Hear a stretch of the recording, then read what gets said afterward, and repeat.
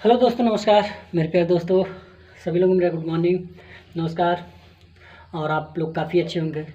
मैं आज 3 phase induction motor को स्टार्ट करने के मेथड के बारे में चर्चा करने वाला हूं, जिससे मैं प्रैक्टिकली बात करता हूं। मैं थ्योरेटिकली आप लोग को बता चुका हूं। जैसे जो लोग थर्ड ईयर के होंगे वो लोग काफ़ी थोड़ा सा इसको गौर करिएगा। कंसेप्ट ऑफ द स्टार्टर की मैं बात करूँ, क्या इसका कंसेप्ट होता है, कैसे ये वर्क करता है, तो इसी बारे में। और सबसे पहले मैं बता दूं कि मेरे चैनल को आप लोग सब्सक्राइब कर लीजिए और लाइक कर लीजिए। ऐसे ही वीडियो आप लोग को मिलता रहता है। हाँ, रेगुलरिटी तो नहीं मिल पाता है, समय का बहुत इशू रहता है। और मैं जहाँ भी रहता हूँ उस तरीके से मैं हमेशा उस चीज़ को सोचता हूँ कि कितना समय अपना एक इलेक्ट्रिकल इंजीनियरिंग क्षेत्र में मैं अपना यूटिलाइज कर सकता हूँ, अपना उपयोग कर सकता हूँ, जिससे कि आप लोग को एक एक चीज़ बता सकता हूँ। कि चलिए तो इसी बात को मैं बात करता हूँ और ज़्यादा लंबा बात नहीं जाए तो इसलिए आपको मैं 2 चीज़ बताऊंगा। इसका कंस्ट्रक्शन कैसे क्या है, इसमें क्या क्या लगा हुआ है, तो उसी चीज़ को बताऊंगा। फिर उसके बाद ये कैसे वर्क करता है ये भी चीज़ बता दूंगा। ठीक है मेरे दोस्त, तो आइए। हाँ, लेकिन तो अपने दोस्तों के साथ जरूर शेयर करिएगा मेरे दोस्त, मेरे एक बार करने में, क्योंकि ये वीडियो थोड़ा सा लंबा जरूर जाएगा, 10 मिनट 15 मिनट का, लेकिन इससे आपका अभी पूरी तरह से क्लियरिटी हो जाएगी इसमें कैसे वर्क। तो सबसे पहले मैं बता दूं कि ये आपका एक अमीटर होगा, जिससे कि आप लोग को पता होगा सॉरी, ये अमीटर होगा। जो अमीटर क्या काम करता है, वो करंट को क्या करता है, मेजर करता है। ये वोल्ट मीटर है, जो इसमें सप्लाई आ रही होगी और वो वोल्ट मीटर आपको रीड करता है। तो इसी में कितने लोग को समझ नहीं आता, सर ये वोल्ट मीटर, जो वोल्ट मीटर लगाया जाता है, जो वोल्टेज रीड करता है, वो कौन सा वोल्टेज रीड करता है, आरएमएस वैल्यू, एवरेज वैल्यू, या आपका इसी को आरएमएस वैल्यू या पीक वैल्यू, 3 वैल्यू। तो मैं बता दूं कि ये आरएमएस वैल्यू को मेजर करता है। जितने घर में सप्लाइयाँ आती हो वो 230 वोल्ट, 250 वोल्ट, वो आपके आरएमएस वैल्यू में ही कंसिडर किया जाता है। और मैं बात करता हूँ अमीटर में। अमीटर क्या करता है कि जब भी किसी भी चीज़ में अगर लोड लगा होगा तभी वो करंट को मेजर करेगा। ठीक है मेरे दोस्त, तो चलिए देखिए, मैंने यहाँ पे आपको 2 वायर गया होगा, ये आपकी तरफ कहाँ चला गया होगा, सबमर्सिबल मोटर की तरफ चला गया होगा। ये आपका आर वाई 2 फेज आएगा, फेज और न्यूट्रल। देखिए यहाँ पे फेज, न्यूट्रल, आर वाई भी 3 फेज, मतलब 3 फेज से आप लेकिन तो वो क्या होता है, सबमर्सिबल आपका 3 फेज का भी होता है, 2 फेज का भी होता है। ठीक है, तो इस वजह से अब मैं बात करता हूँ। अब यहाँ से मैंने फेज दे दिया। ठीक है, इसमें 2 कंडीशन है। मैंने आपको बताया था कि स्टार्टिंग करंट जो होता है DOL स्टार्टर का, वो आपका 5 to 7% रेटेड करंट का होता है। सर बात समझ नहीं है सर, मतलब गांव में लोग कहते हैं रेटेड करंट क्या चाहिए, उन लोग को पता नहीं है रेटेड करंट क्या होता है। रेटेड करंट मतलब कि जो आपकी क्षमता है, जो मैक्सिमम क्षमता है, वो कार्य करने उसी पे कार्य कर सकते हैं। उससे ज़्यादा दे देंगे तभी दिक्कत है, उससे कम दे देंगे तो भी दिक्कत है। तो वही बात होती है कि जब इसमें जो करंट की कैपेसिटी होगी, जैसे यहाँ पे हमने करंट 30 एम्पियर तक वो करंट को क्या कर सकता है, मेजर कर सकता है। अब बात कर सकता है सर, ये जो आप, ये शायद आपको क्लियरिटी नहीं दे रहा है। एक नीचे आपका एक ऐसा सिंबल साइन बना होगा, ये हमेशा रिप्रेजेंट करता है कि ये एसी सप्लाई की बात करता है, एसी एम्पियर, मतलब एसी करंट को मेजर करता है। ठीक है, डीसी करता है तो एक सिंगल स्टेट लाइन में आपका करंट होता है। सर ये वोल्टेज क्या है, ये 300 वोल्ट क्या दिखा रहा है, 300 वोल्ट आपका जो रेटेड वोल्टेज ये मेजर कर सकता है आपका वोल्टमीटर। ठीक है, ये आपका इंडिकेटर है, जैसे यहाँ से सप्लाई जाएगी वो इंडिकेटर क्या करेगा, इंडिकेट करेगा, मतलब लाइट जलेगी। अभी हम आपको स्टार्ट करके दिखाएंगे।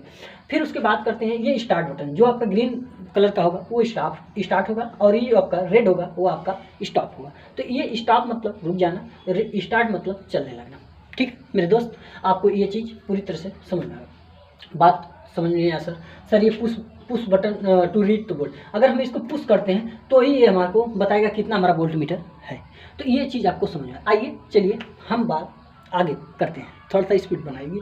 और देखिए अब ये क्या चीज़ हुआ कि जैसे हमने दिया, हमने ये देखिए ये बटन ऑन किया, स्टार्ट हो गया मोटर। अब मोटर ऑन हो गया, ये आपका इंडिकेट करने लगा, ये आपका करंट यहाँ से 0 से 10 एम्पियर तक आपको देने लगा होगा। फिर हमने इसी को स्टॉप किया तो ये चीज़ बंद हो गया।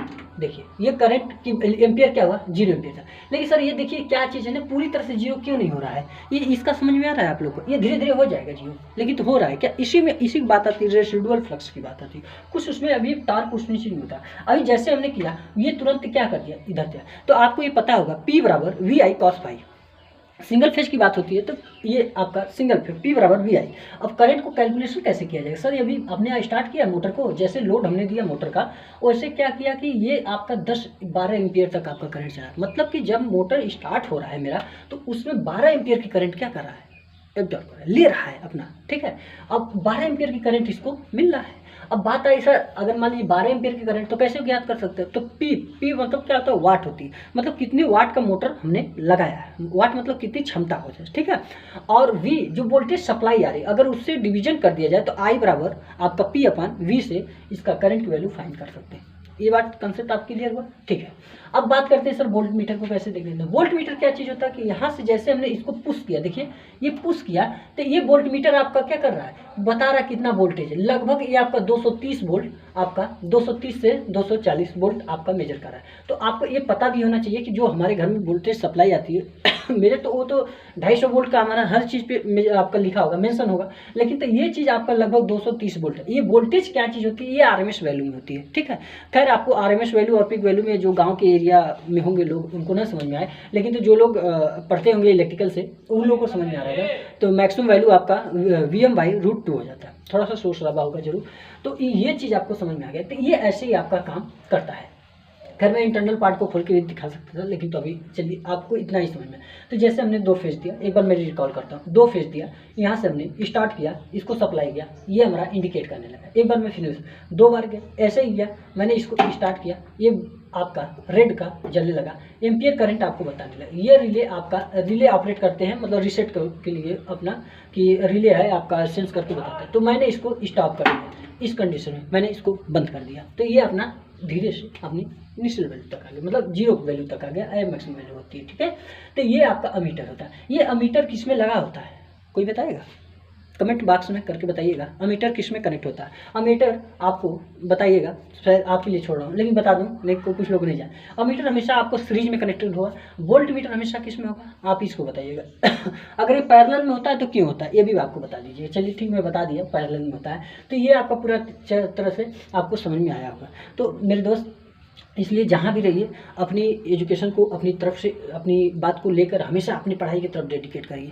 आपको इधर उधर से देखने से अच्छा है कि आप ट्रांसफार्मर पे जा रहे हैं तो उसमें आपको अलग अलग प्रकार के आप इंसुलेटर लगा होगा, डिस्क लगा होगा, तो वो चीज़ पे देखिए। अपने घर में, गांव में, जहाँ भी देखिए वो प्रैक्टिकली हम लोग कर सकते हैं, वो चीज़ देख सकते हैं। उससे आपका क्या होता है ना, माइंड मतलब बार बार उस चीज़ को देखेगा, समझेगा, तो उससे क्या होगा कि आपका वो चीज़ कंसेप्ट बार बार रिकॉल हो जाता है, जिससे कि हमारे पूरी तरह से कंसेप्ट क्लियर। अब जैसे मैंने बताया स्टार्टिंग करंट कितना होता है, अब स्टार्टर का प्रयोग क्यों किया गया था। ये स्टार्टिंग करंट जो होता है रेटेड करंट पे, जैसे आपका 12 से 15 एम्पियर करंट पे आपका मोटर ऑपरेट होता है, मतलब चालू होता है, और लेकिन तो वो स्टार्टिंग करंट पे इसका 5 से 7 12 पर 60 एम्पियर तक करंट भी ले सकता है। इसलिए डैमेज होने से, केबल में अगर 60 एम्पियर करंट दे दिया जाए तो वो क्या है, डैमेज होने से बचाना है और केबल हमारा सेफ्टी के लिए बच जाता है। तो इसलिए हम लोग 5 से 7 गुना स्टार्ट करते समय वो होता है। जैसे लड़के जब थोड़ा सा उम्र उन लोग की होती है तो बहुत एक्साइटेशन उनके अंदर होता है ना, तो माँ बाप उसका क्या स्टार्टर का काम करते हैं, ताकि स्टार्टर की तरह वो कम कर, मतलब उनकी लेवल को कम कर लेते हैं, धीरे धीरे उनको मतलब उस रूप में ढालना प्रयास करते हैं। तो इसी वजह से तो आप लोग काफ़ी इस चीज़ को समझ गए होंगे। थोड़ा सा मेरा स्टोरी था ये चीज़, तो ये स्टोरी को भी आपने समझा होगा।